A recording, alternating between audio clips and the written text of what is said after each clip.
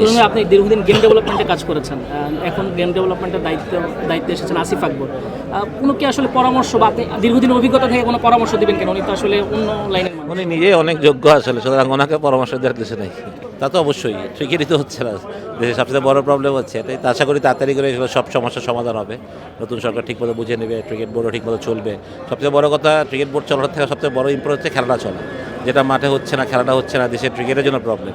International cricket তো হচ্ছে, কিন্তু আমরা যদিও ওয়ার্ল্ড কাপ খেলিনি, বাট তারপরও ঘরোয়া ক্রিকেট হচ্ছে না, এটা খুবই বড় ব্যাপার একটা। আপনারা যাবার পর তো অনেক পালাবদল হয়েছে, চেয়ার নিয়ে অনেক চেঞ্জ হয়েছে। আসলে চেয়ারের খেলাটা মানে কতটুকু আসলে জাতীয় দলের প্রভাব পড়ে?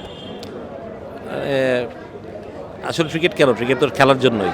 এখানে কে আসবে না আসবে এটা তো ইম্পর্টেন্ট না। অনেক বোর্ড ডিরেক্টর ছিলেন, মানে বাংলাদেশ প্রতিনিধি আছে, অনেকে এসেছেন গেছেন, আসবেন যাবেন, এরকমই হবে। বা ক্রিকেট চলতে হবে, বাট এমন যদি হয় ক্রিকেটই না চলে তাহলে তো সমস্যা, সত্যি কথা বলতে গেলে।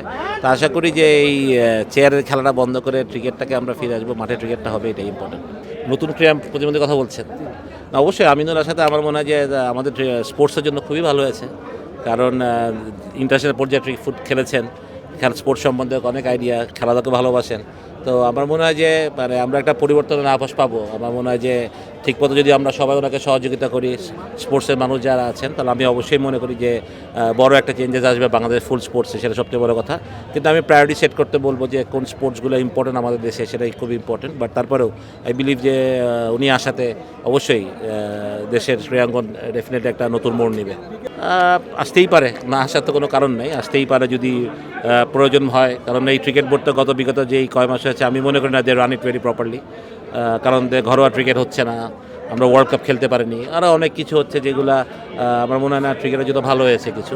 বাট আমি বলবো না যে এখানে সবাই খারাপ, সবাই ভালো, এগুলো কথা আমি বলতে চাই না। কারণ যারাই এসে তারা অবশ্যই চেয়েছেন ভালো কিছু করতে, কিন্তু তারা হয়তো হয়নি।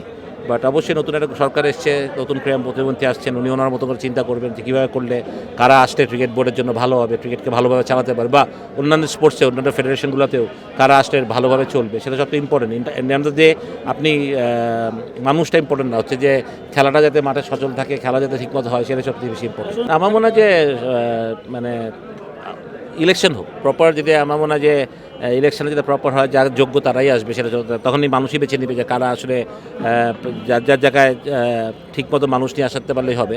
সুতরাং আমার মনে হয় যে আমি জানি না কী হবে ফিউচারে, বাট যেহেতু এটা ইলেকটেড বোর্ড, এটা তো মানতেই হবে। সেই ইলেকশনটা যেভাবেই হোক, ইলেকশন তো একটা হয়েছে, সেটা নিয়ম ভেঙে হয়েছে বা যেভাবে হয়েছে, ইলেকটেড বোর্ড এটা কীভাবে সরানো যাবে বা চেঞ্জ, এটা সরকারই ঠিক করবে। তারপর হলে একটা আমার মনে হয় যে ইলেকটেড বোর্ড আসাটাই আমার মনে হয় সবচেয়ে কাম্য সবার কাছে, এবং যোগ্য মানুষ যোগ্য জায়গায় আসুক, সেটা সবচেয়ে বড় জিনিস। শুনুন, আপনি দীর্ঘদিন গেম ডেভেলপমেন্টে কাজ করেছেন, এখন গেম ডেভেলপমেন্টের দায়িত্বে এসেছেন আসিফ আকবর। কোনো কি আসলে পরামর্শ বা আপনি দীর্ঘদিন অভিজ্ঞতা থেকে কোনো পরামর্শ দিবেন কেন? উনি তো আসলে অন্য লাইনের মানুষ। উনি নিজেই অনেক যোগ্য আসলে, সুতরাং ওনাকে পরামর্শ দেওয়ার কিছু নেই। Thank you.